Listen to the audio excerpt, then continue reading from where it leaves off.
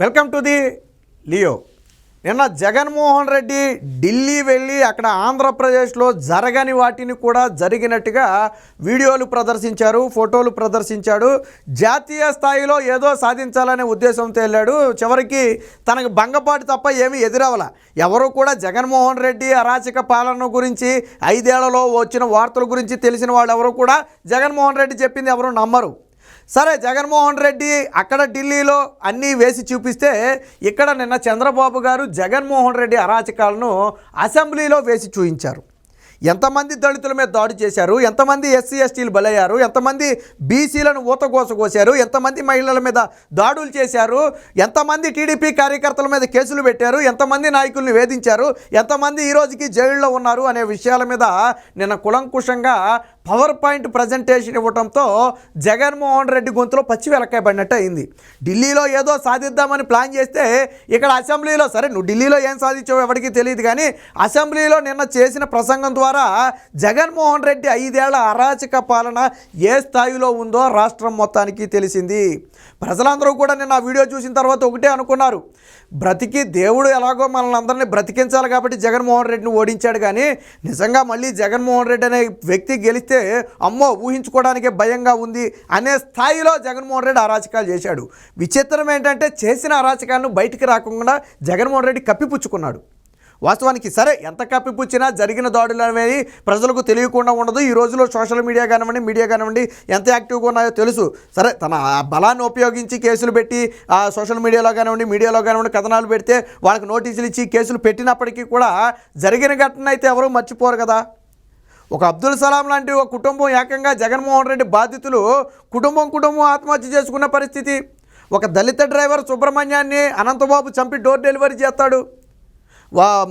వరప్రసాద్ అనే వ్యక్తిని శిరోమండనం చేస్తారు. డాక్టర్ అనితారాణినేమో చెప్పలేదని వేధిస్తారు. మాజీ జడ్జి రామకృష్ణన్ను వేధిస్తారు. మాస్క్ అడిగిన పాపకి డాక్టర్ సుధాకర్ మీద పిచ్చివాడు ముద్రేసి చంపేస్తారు. వైసీపీ నేతలు మహిళల మీద ఎన్ని ఆకృత్యాలు చేశారు, వాళ్ళ మీద ఎక్కడైనా కేసులు నమోదయ్యాయా? సో నిన్న వీటన్నిటికీ కూడా చంద్రబాబు గారు అసెంబ్లీలో సమాధానం చెప్పడం జరిగింది. ఎమర్జెన్సీని మించిన అరాచకం. సాధారణంగా ఎమర్జెన్సీ అంటే ఏ స్థాయిలో ఉంటుందో మనందరికీ తెలుసు. ఎమర్జెన్సీ అంటే మనం భయపడే పరిస్థితి.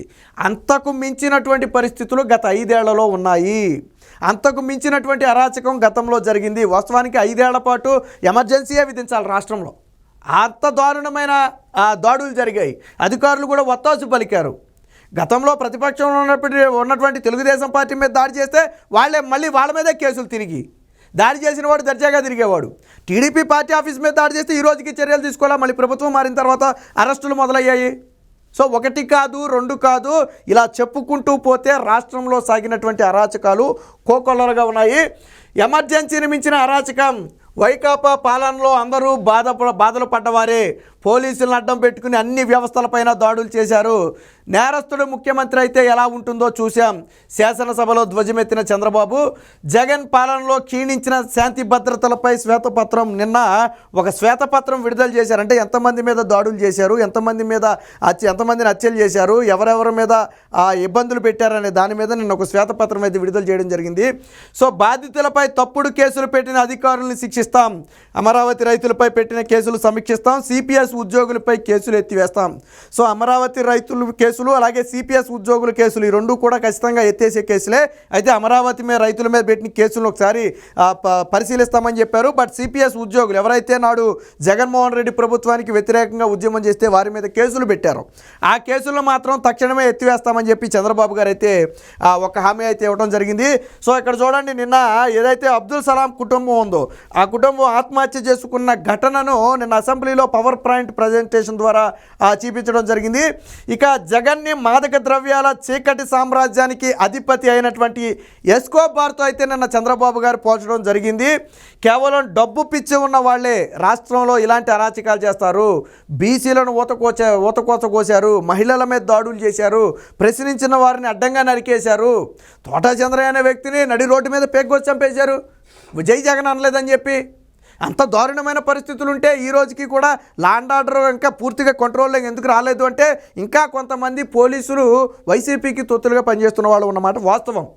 దాంతోనే ఇంకా కొన్ని చెదురుమదురు ఘటనలు జరుగుతున్నాయి. బట్ త్వరలోనే మొత్తం కూడా సమీక్షిస్తామని చెప్పి చంద్రబాబు గారు అయితే చెప్పడం జరిగింది. సో నిన్న తీవ్ర స్థాయిలో అయితే చంద్రబాబు గారు ధ్వజమెత్తడం జరిగింది. దేశంలో ఎమర్జెన్సీ సమయంలో కూడా కొంతమందే బాధితులుగా ఉండి ఉంటారేమో, కానీ గత 5 ఏళ్ల పాలనలో రాష్ట్రంలోని ప్రతి ఒక్కరూ ప్రభుత్వ ప్రయోజిత ఉగ్రవాదం బారిన పడ్డవారే, శారీరకంగా మానసికంగా ఎన్నెన్నో బాధలు అనుభవించిన వాళ్ళే అని ముఖ్యమంత్రి చంద్రబాబు నాయుడు ధ్వజమెత్తారు.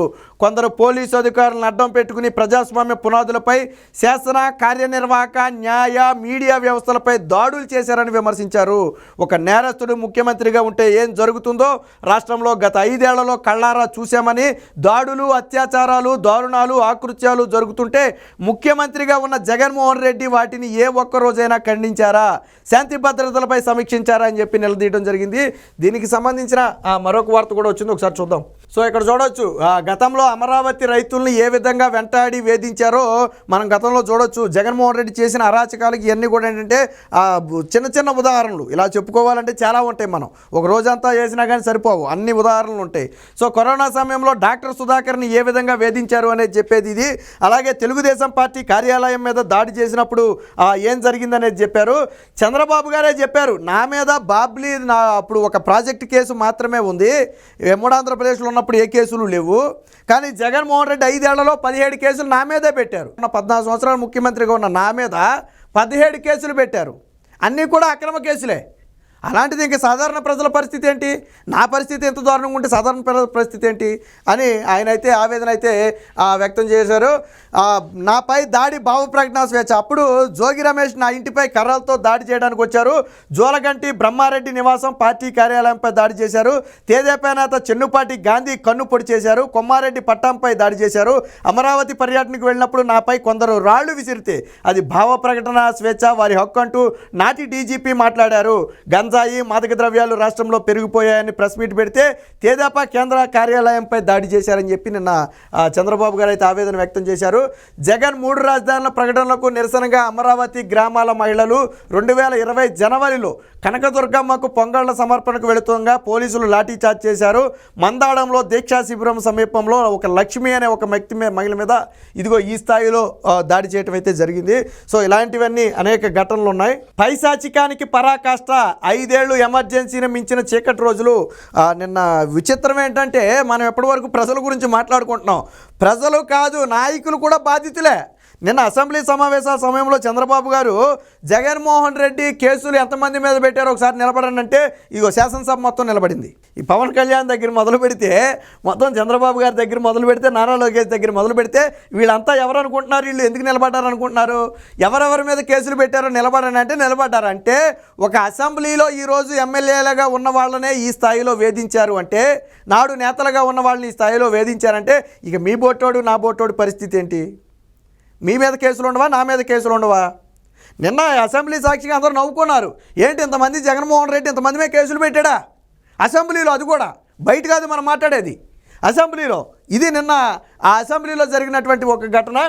ఇక శాంతి భద్రతలో మృగ్యం, సర్వత్రా అరాచక పర్వం. ఉమ్మడి ఏపీలో నాపై బాబ్లీ కేసు ఒక్కటే 5 ఏళ్లలో 17 కేసులు పెట్టి పైశాచిక ఆనందం పొందారు.